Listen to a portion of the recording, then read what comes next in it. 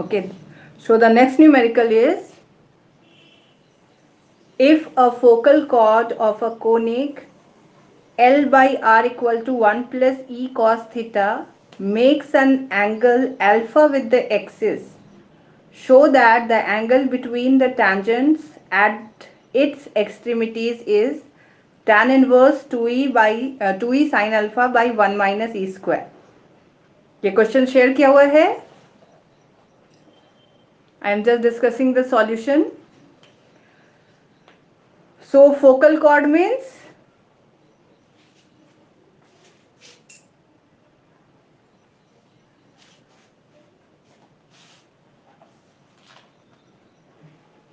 you are getting my voice?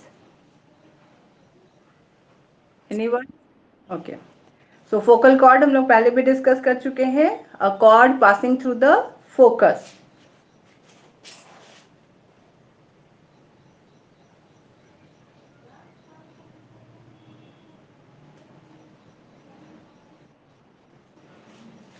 So if a focal chord of a conic L by R equal to 1 plus E cos theta makes an angle alpha with the axis. एक focal chord बनाया, makes an angle alpha with the axis. Show that the angle between the tangents at its extremities. इसका मतलब क्या है? You have to draw tangent at the extremities means end points. अच्छे से tangent draw करेंगे scale के help से.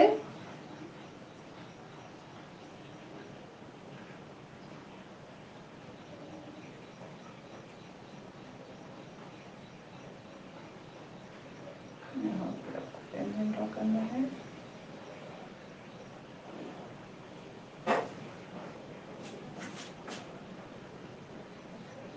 अच्छा से ड्रॉ कीजिए, इंटरसेक्ट होते हुए दिखना चाहिए.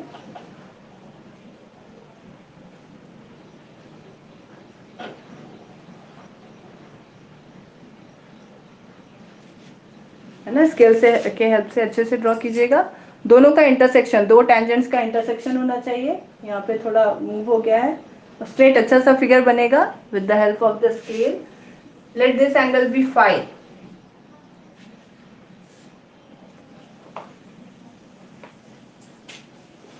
P vectorial angle alpha, Q का आप लोगे it will be pi plus alpha. इसका भी कुछ नाम आप दे सकते हो. Let it be T. So the equation of the conic is given. It is L by R equal to 1 plus E cos theta. Equation 1. S is the focus of the conic. Let PSQ be the focal chord and alpha be the vectorial angle of P. Then pi plus alpha be the vectorial angle of Q. The equation of the tangent. ये आपका miss हो गया है. You have to just remember it.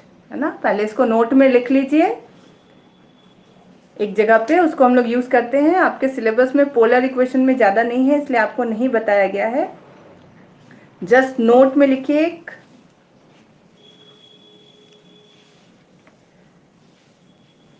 लिख रहे हैं तो इसको नोट करके लिख के रखिए. उसका हम लोग बहुत जगह हेल्प लेते हैं. एंड आई विल शेयर कुछ और पोलर फॉर्म में आपको दिया हुआ है. नॉर्मल का इक्वेशन क्या लेना है, टैंजेंट का क्या लेना है, कॉर्ड का क्या लेना है. जस्ट न्यूमेरिकल ऑब्जेक्टिव के लिए you have to practise. And tangent बहुत जगह यूज होता है तो उसको नोट में लिख के रखिए. The equation of the tangent to the conic. The equation of the tangent to the conic L by R equal to 1 plus E cos theta at P alpha. P alpha का meaning I think आपको clear होगा. What is the meaning of P alpha?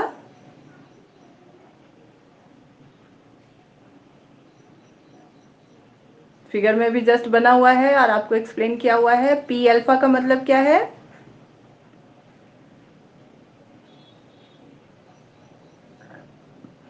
P को जब आप focus S से join करोगे तो axis के साथ जो एंगल बनेगा that will be alpha.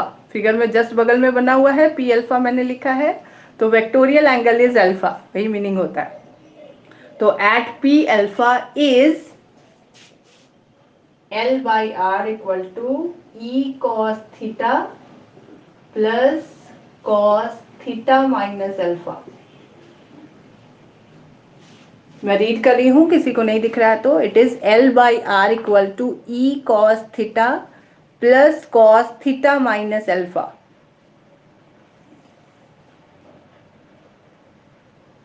Clear है? तो जब भी आपसे पोलर इक्वेशन ऑफ कोनिक दिया हुआ है and at the point alpha, P alpha means जिसका वेक्टोरियल एंगल अल्फा हो, उसका इक्वेशन ऑफ टेंजेंट बोला जाए, then you have to write L by R equal to E cos theta plus cos theta minus alpha. तो इसी का help लिया गया है। न्यूमेरिकल में आ जाइए वापस। The equation of the tangent at P alpha is L by R equal to E cos theta plus cos theta minus alpha.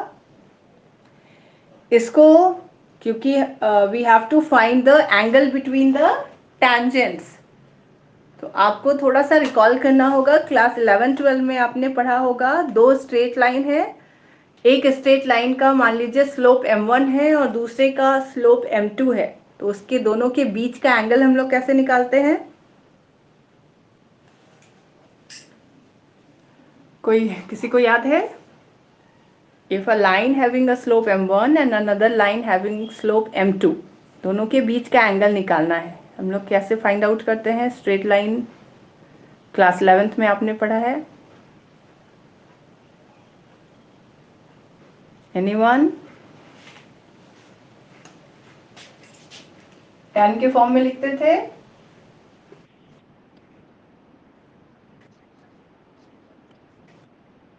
m2 minus m1।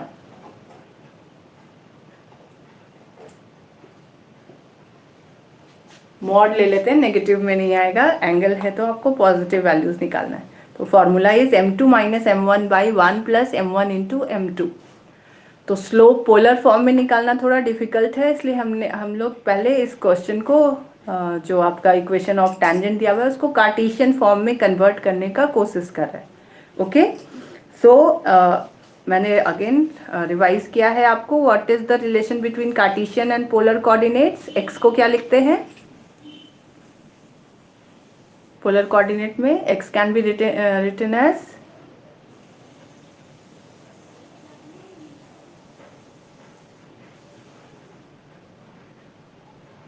किसी को याद नहीं है? X is r cos theta. Yes, revise किया था ना मैंने। And y is r sine theta. तो अगर आप इसको मल्टीप्लाई करते हो यहाँ पे आर से, तो you will get r cos theta. यहाँ पे you have to apply the formula of cos theta minus alpha, cos A minus B. किसी को याद है फॉर्मूला?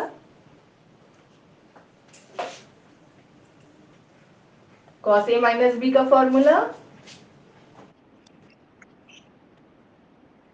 यस, तो first we will break this as cos theta cos alpha minus sin theta sin alpha. ठीक है, ये form आपका लिखा हुआ है, इसके जस्ट बाद का step. Then you have two terms of cos theta, दो जगह cos थीटा दिख रहा है, उसको कलेक्ट कर लीजिए।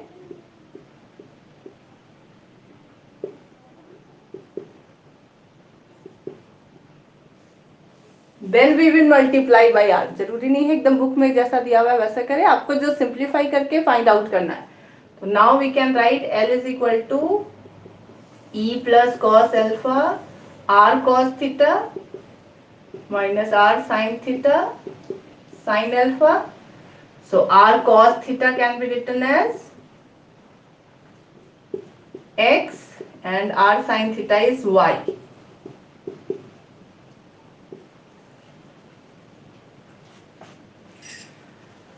शॉर्ट में इस लाइन का स्लोप बता सकते हैं? जस्ट ये देख के कोई गेस करके बता सकता है इसका स्लोप क्या होगा?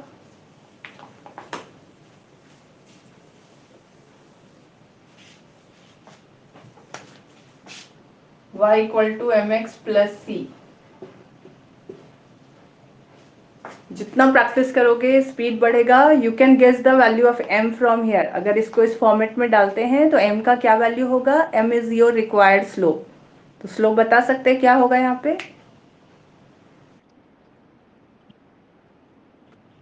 Yes, only E plus cos alpha.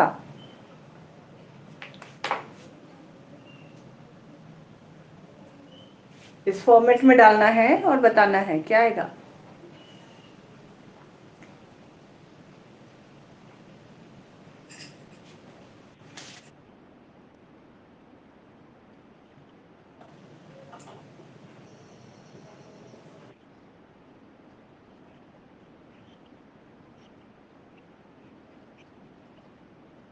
अच्छा, इसीलिए मिस्टेक हो रहा है। माइनस है ना, हाँ माइनस है तो प्लस लिखते हैं, सॉरी। ठीक है, तो you will get a negative sign.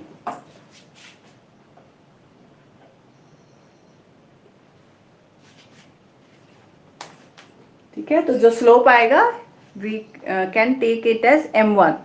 So m1 बगल में आप से भी लिख सकते हो कि हम लोग m1 मान रहे हैं स्लोप को, तो it is minus E cos E plus cos alpha by sine alpha. Similarly दूसरा टेंजेंट फिगर में आप देख रहे हो, एक टेंजेंट पी अल्फा पे बनाया गया है और दूसरा टेंजेंट किस पॉइंट पे बनाया गया है, क्यू पे, जिसका वेक्टोरियल एंगल है पाई प्लस अल्फा। तो या तो आप पूरे प्रोसेस से जाइए, यहां तक तो कोई चेंज नहीं आएगा। चेंज कहाँ पे आएगा, सॉरी चेंज यहीं पे आएगा जब आप इक्वेशन ऑफ टेंजेंट लिखोगे। इक्वेशन ऑफ टेंजेंट में क्या डिफरेंस होगा, ये पी अल्फा पे इक्वेशन ऑफ टेंजेंट लिखा गया है। If we want to write the equation of tangent at Q pi plus alpha, इस इक्वेशन में क्या चेंज आना चाहिए,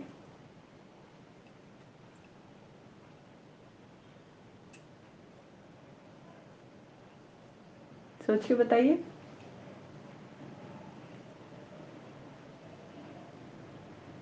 The equation of tangent at the point P alpha is L by R equal to E cos theta plus cos theta minus alpha।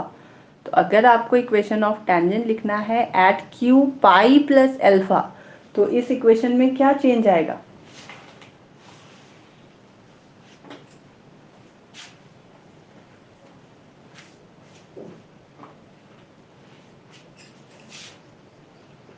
सोच के बताइए। Equation of tangent will B,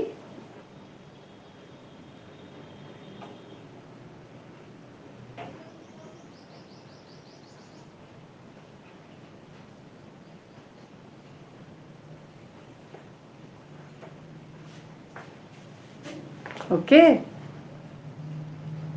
it will be L by r equal to E cos theta. वहां पे कोई change नहीं आएगा, जहां पे आपने अल्फा लिखा है that will be replaced by pi plus alpha. तो plus cos theta minus pi plus alpha, ये आपका इक्वेशन ऑफ टेंजेंट हो जाएगा at the point Q pi plus alpha. Again आपको सेम काम करना है क्योंकि सिमिलर प्रोसेस है। You can similarly guess what will be the value of m2। तो ऐसे एज्यूम करके आप पूरा काम भी करके निकाल सकते हो, या टाइम सेव करने के लिए जस्ट गेस कर सकते हैं what will be the value of m2। अगर हम लोग इसी तरीका से जाएं तो m2 का वैल्यू क्या आना चाहिए।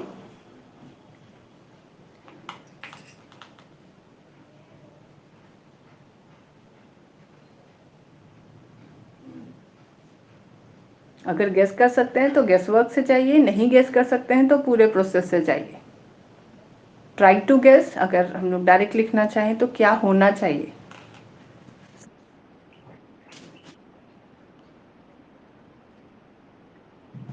Minus E plus cos pi plus alpha divided by, अपने से बताया या गेस मतलब सॉल्यूशन देखकर, खुद ट्राई किया ना। ओके, नोट शेयर किया गया है उसमें है, लेकिन अभी देखना नहीं है, you have to try with yourself. तो yes it will be E, minus तो रहेगा, just cos alpha is replaced by cos pi plus alpha and sine alpha is replaced by sine pi plus alpha. अगर थोड़ा guess work कर लेंगे तो आप अपना टाइम सेव कर सकते हो। तो this is the value of m1, this is the value of m2, दोनों मिल गया है। थोड़ा सा इसको और सिंप्लीफाई कर सकते हैं, as cos pi plus alpha will be value of cos pi plus alpha,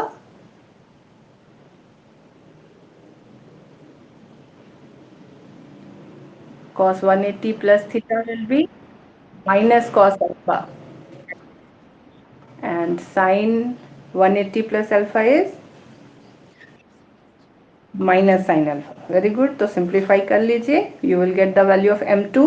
then आपको बताना है कि हम लोग ने टेंजेंट के एक्सट्रीमिटीज पे जो एंगल बनाया है that will be phi. Solution तो है सबके पास? इस क्वेश्चन का सॉल्यूशन आपको पीडीएफ में शेयर किया हुआ होगा।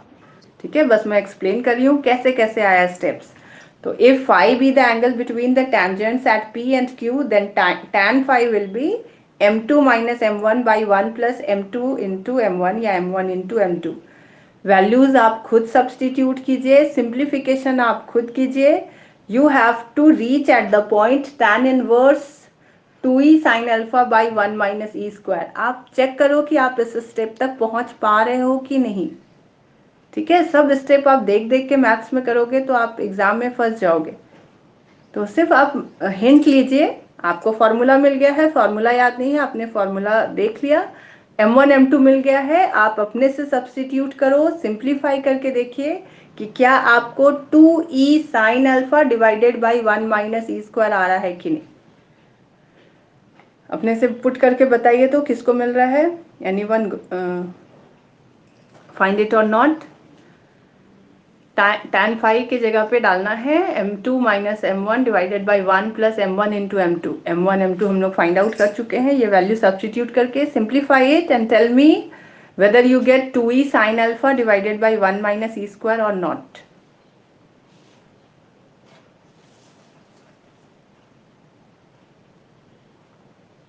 देखते किसका कैलकुलेशन ज़्यादा फास्ट है।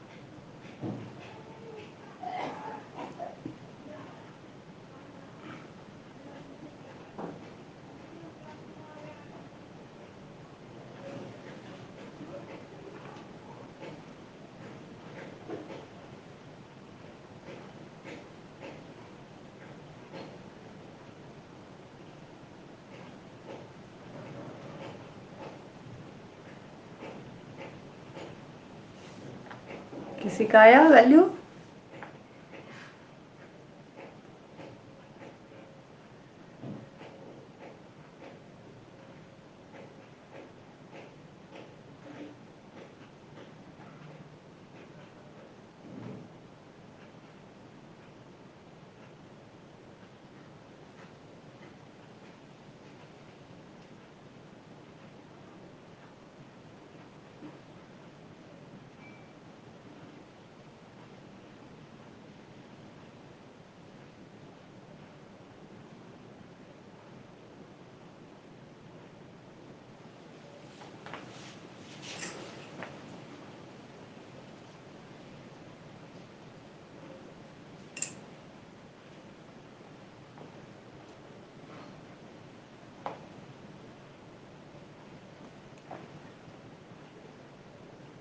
किसी का नहीं आया? कैलकुलेशन बहुत स्लो है, तब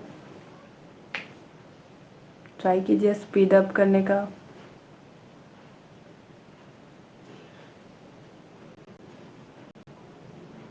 कुछ और न्यूमेरिकल्स है, एक दो क्लास में मुझे लगता है हम लोग का सारा डिस्कशन हो जाएगा। तो आपका सिलेबस यहीं तक है, हम लोग इसके बाद टेस्ट असाइनमेंट यही डिस्कस करेंगे। कुछ ऑर्डर मिलेगा then we will start same 2। ठीक है, टाइम कम मिलता है इसलिए हम लोग सेम 2 स्टार्ट कर देंगे। शायद मार्च फर्स्ट वीक में मिड सेम होने वाला है सेमेस्टर 4 एंड 5 का, उसके बाद शायद आप लोग का भी होगा। जैन एंड में ही बोला गया था लेकिन हो नहीं पाया अभी तक, आप लोग प्रैक्टिस करते रहिए। तो इसके बाद में टेस्ट असाइनमेंट यही सब देते रहूँगी, प्रैक्टिस करते रहो, नया नया न्यूमेरिकल्स बनाइए। And then same 2 real analysis topic सुना है किसी ने? कन्वर्जेंट कन्वर्जेंट तो नहीं, कंटिन्यूअस डिफरेंशिएबल ये सब पढ़े हो ना, कंटिन्यूटी डिफरेंशिएबिलिटी, लिमिट क्या होता है, लिमिट का सारा प्रॉपर्टी, ये सब आप लोग रिवाइज करते रहिए, बहुत हेल्पफुल होता है। हम लोग लिमिट ही निकालते हैं जनरली। किसका आया? Very good. ठीक है, तो मैं आगे का थोड़ा सा आपको हेल्प कर दे रही हूँ, आप लोग डिस्कस रीड आउट करते रहिएगा। क्लास 11-12 में जो भी आपने पढ़ा है लिमिट से रिलेटेड, क्या होता है, क्यों होता है, थोड़ा और डीप में उसको पढ़िए। जितना थ्योरी दिया हुआ है सब पढ़िए, सब समझिए, लिमिट का जितना फॉर्मूलाज है वो सब रिवाइज करके रखिए। हम लोग का रियल एनालिसिस में convergent and divergent of series and sequence, तो सीरीज क्या होता है, सीक्वेंस क्या होता है, एपी जीपी से रिलेटेड फॉर्मूलाज, वो सब सारा कुछ रिवाइज करते रहिए, टाइम मिल रहा है। सेम 1 का सिलेबस मेरा लगभग ख़त्म है, लेकिन जब तक हमें परमिशन नहीं मिलेगा सेम 2 स्टार्ट नहीं कर सकते हैं।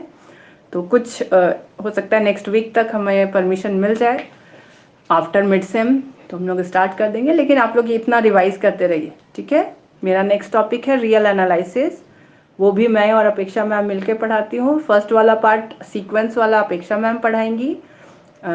आप आरयू के साइट से जाके रियल एनालिसिस का सिलेबस डाउनलोड कर लीजिए, और कोई एक पर्सन व्हाट्सएप में भी भेज दीजिएगा, वो रहेगा।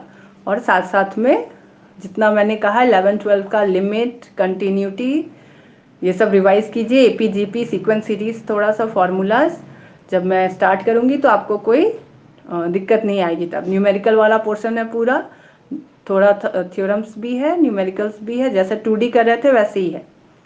तो इंटरेस्टिंग ही है, आपको अच्छा लगेगा पढ़ने में, तो रिवाइज करते रहिए। तो कुछ और न्यूमेरिकल्स है बना हुआ है, लेकिन कैलकुलेशन पार्ट आप लोग खुद कीजिए। फॉर्मूलाज में हेल्प लेना है, आप हेल्प ले लीजिए, क्वेश्चन देख के अपने से सॉल्व करने का कोशिश कीजिए। फॉर्मूला पता नहीं है, फॉर्मूला हेल्प लेके उसको याद कीजिए कि ये फॉर्मूला मुझे याद नहीं था, मुझे याद करना होगा, तो अलग से लिख के उसको याद कीजिए और प्रैक्टिस कीजिए। तो इस वीक तक हम लोग लगता है डिस्कस करेंगे इसको। देन जैसा मैंने कहा फिर मैं टेस्ट लूँगी, असाइनमेंट एक दिया हुआ है आपको, 6 मार्च तक आपको सबमिट करना है, राइट। उसको भी कंप्लीट करने का कोशिश कीजिए, एंड फिर हम लोग डिस्कस करेंगे। तो आज की क्लास के लिए इतना ही। एंड मीटिंग है, क्या है टीचमेंट, तो मैं धीरे धीरे सीख रही हूँ। You can also end the meeting. Record मैंने किया है, देखती हूँ उसका क्या ऑप्शन है, then I will send you the recording also, मुझे मिल जाता है तो। Okay, thank you.